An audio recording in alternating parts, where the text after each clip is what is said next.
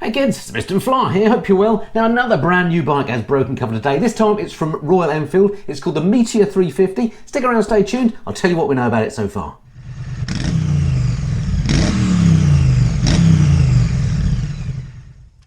Okay, so the Meteor 350, here she is then. It's a single-cylinder 350cc motorcycle. We did know it was coming. We've heard about this from Royal Enfield for a little while, but it's been officially launched today, and they very kindly sent me a press release and a few pictures. I thought I might as well share them with you, just to let you know what we know about the bike so far. So a few key things then from the press release that interested me. First thing it says here is Royal Enfield launches the all-new Meteor 350 class-leading cruiser. It's interesting they call it a cruiser. It's A2 compliant and set for European release in Q1 2021. So we'll see it early next year.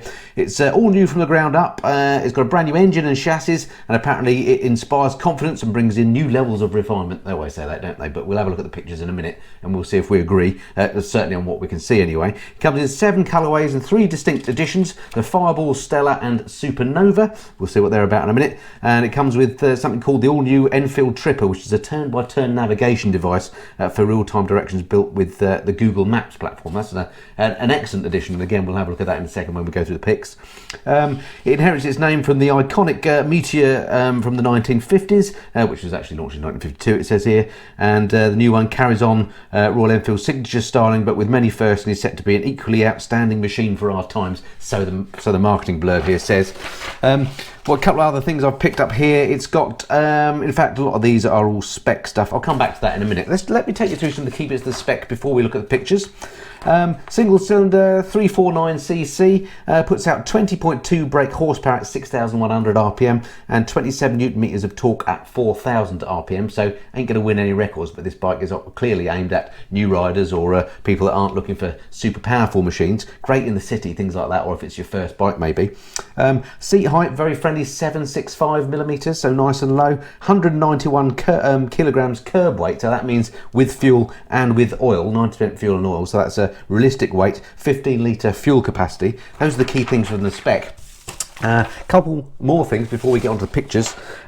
Price wise, it starts off in the UK at £3,749, so just over £3,500, less than £4,000, and it comes with a 3-year unlimited mileage warranty and 3 years roadside assistance as standard, so pretty good stuff. Alright, I know you want to see the bike, so let's go through some of the pics then that they've sent me. Starting off with this one.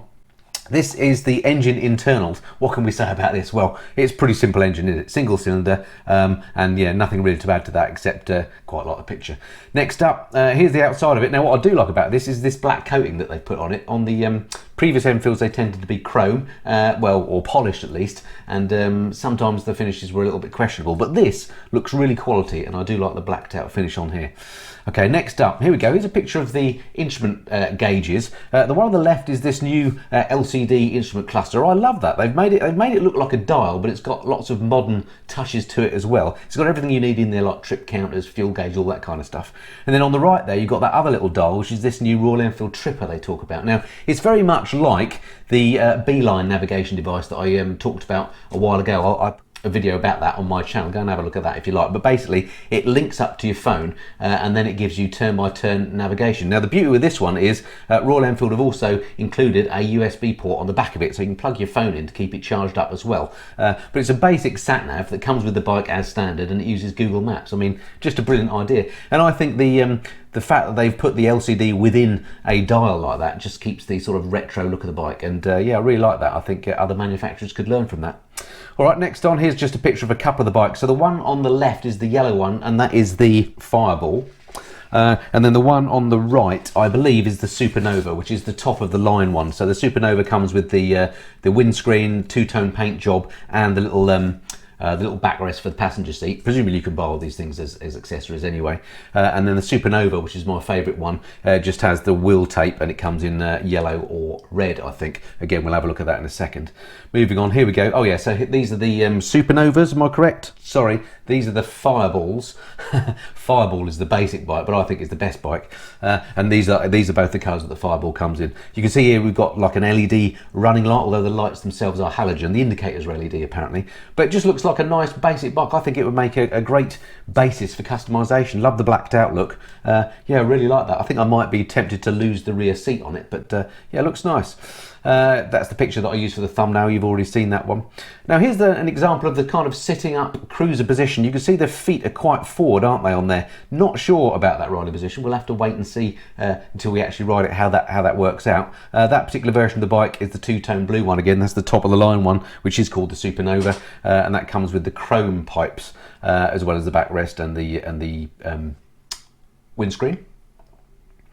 Here's the two bikes together again. I don't think there's anything extra we can see there. Unfortunately, I haven't got any good pictures of the left-hand side of the bike because it does have heel and toe gear change, which would be interesting to see how that looks, but unfortunately I haven't got a picture that shows that clearly. And then here we've got the various colourways that we can click through. Oh, actually, before we get on to the other colourways, here's a close-up picture of the bottom of the bike, which I think just shows you some of the quality of the build here. It looks like an excellent quality build, doesn't it? Again, you've got that lovely black finish on the engine, which I really like. And just looking at the frame, everything about it, obviously it's a new bike, but it just looks nice, doesn't it? We'll, again, wait to see it in the flesh to see what it's like in terms of the quality of the welds and things like that. But this looks like it's a step on from the Interceptor, which is a bike I own and I love, and the Interceptor was fine. This looks like it's getting even better in terms of build quality. Difficult to tell from one picture, but that certainly looks nice.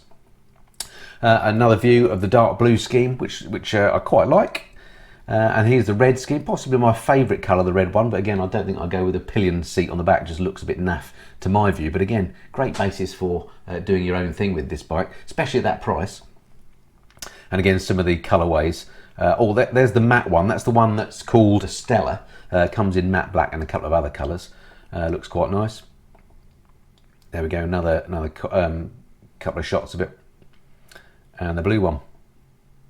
And the dark red one. And then there's the dual blue one again on the Supernova. Not sure I like these names, by the way, but hey ho, at least it's not stamped all over it what it is.